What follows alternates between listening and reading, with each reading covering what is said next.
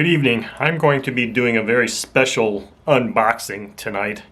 This is something that I found after doing the SIG cadet covering and working with that wing a little bit and doing some gluing and cutting. So I actually have been kind of searching around for some kits, and I've actually bought a couple. The one I've got on the table here I'm going to do an unboxing with, and I don't know that I'll do that with too many others. Maybe I will, I don't know.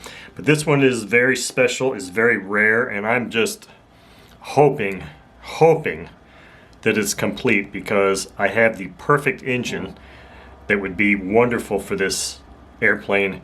And because of the experience with another kit that I purchased and the state those plans were in, I went ahead and bought another set of plans for this plane in the hopes that it's complete, in the hopes that I will be building it.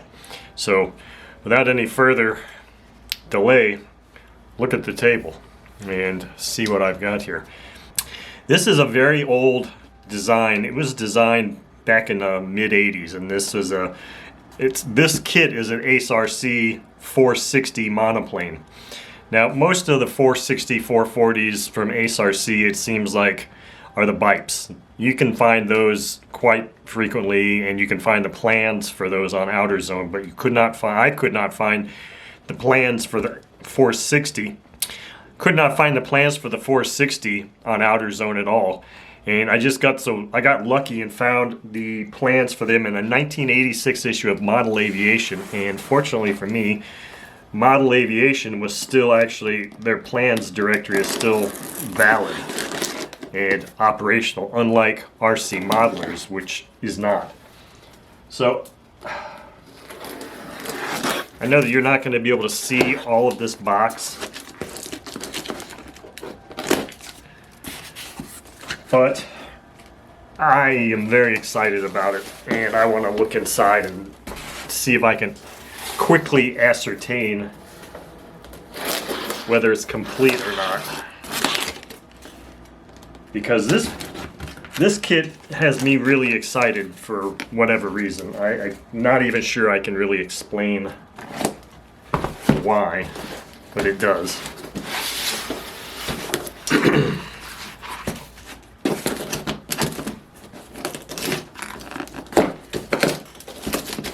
Okay, so here we go. I got the box open finally.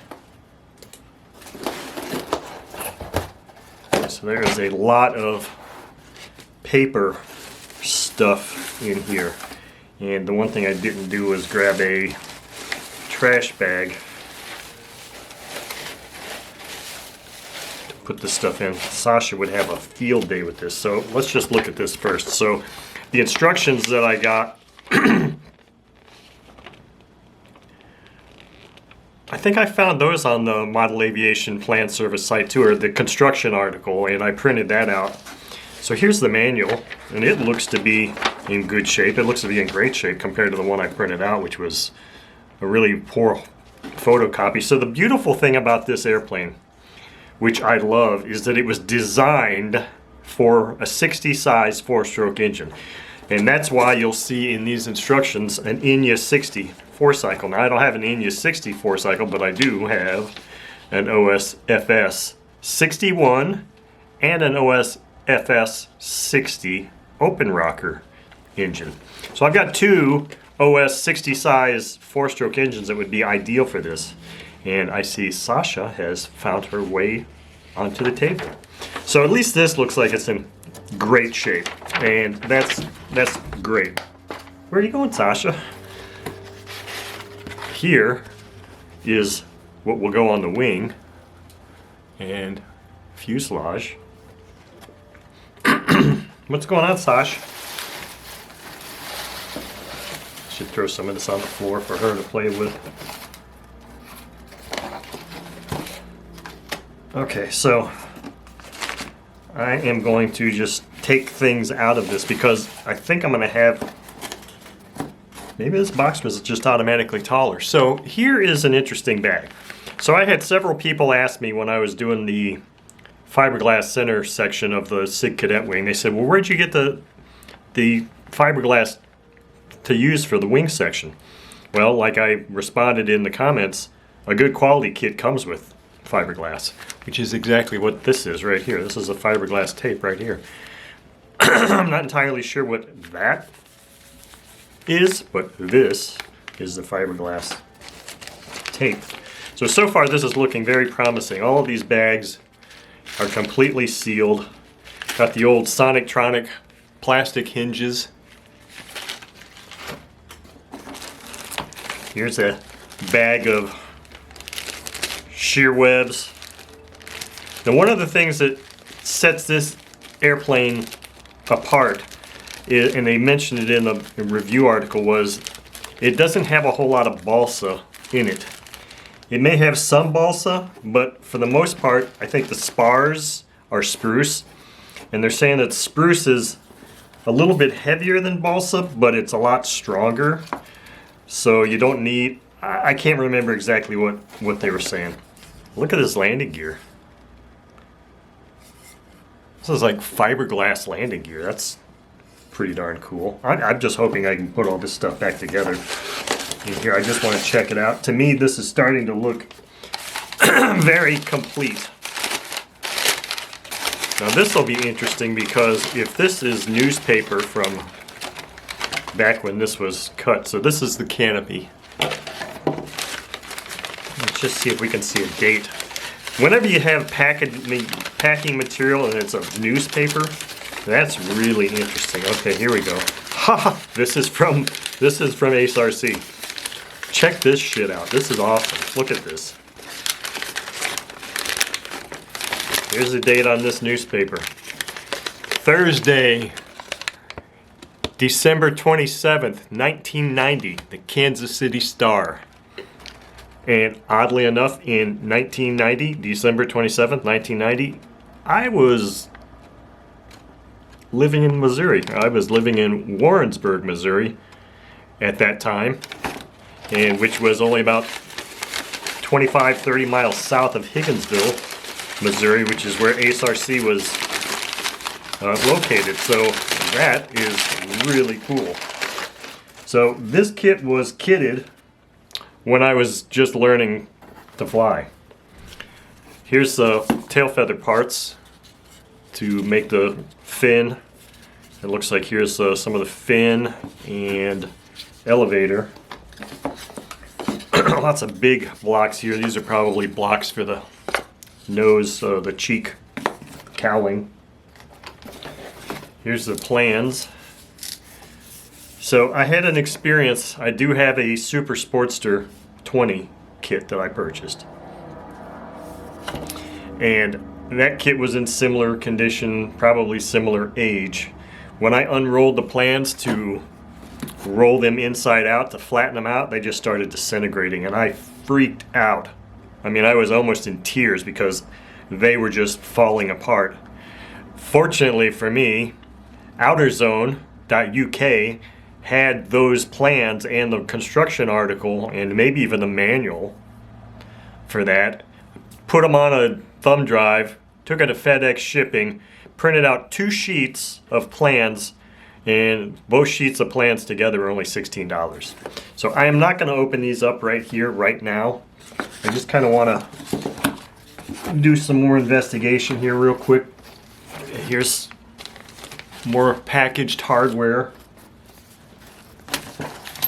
I like how all of this stuff is still packaged in the green. This looks original to me. This looks like wing material. We got spars, leading edge.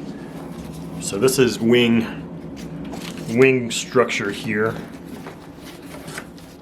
What is this one here?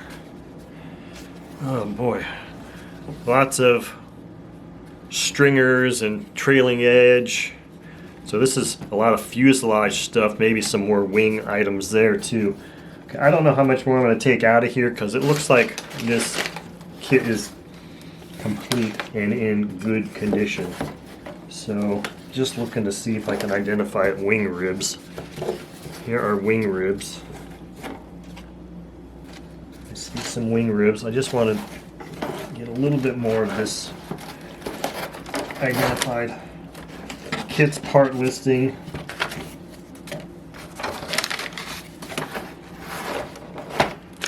DJ's multi-stripe.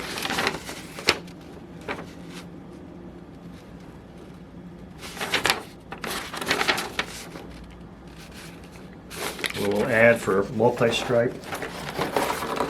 I want to see what the other paperwork is. So yeah, this kit looks complete, and I'm happier than hell right now.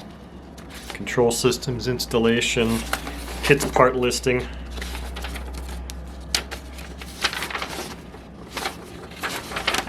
Okay, so I'm happy. I'm gonna start putting this stuff back in here now.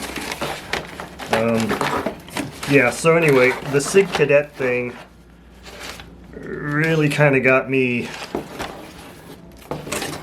feeling it again for building, and it felt really, really good. Okay, how did this go back in here? So, anyway, that's kind of why I have this. And I did find another kit that I actually had that I kind of forgot that I had. Not really, I knew I had it. And I could just mention that to you because I may do an unboxing, not an unboxing, but I may show you that kit also, because it was a kit that I've had 2 or 3 of in the past because they're so awesome, and that is the Tower Uproar 40.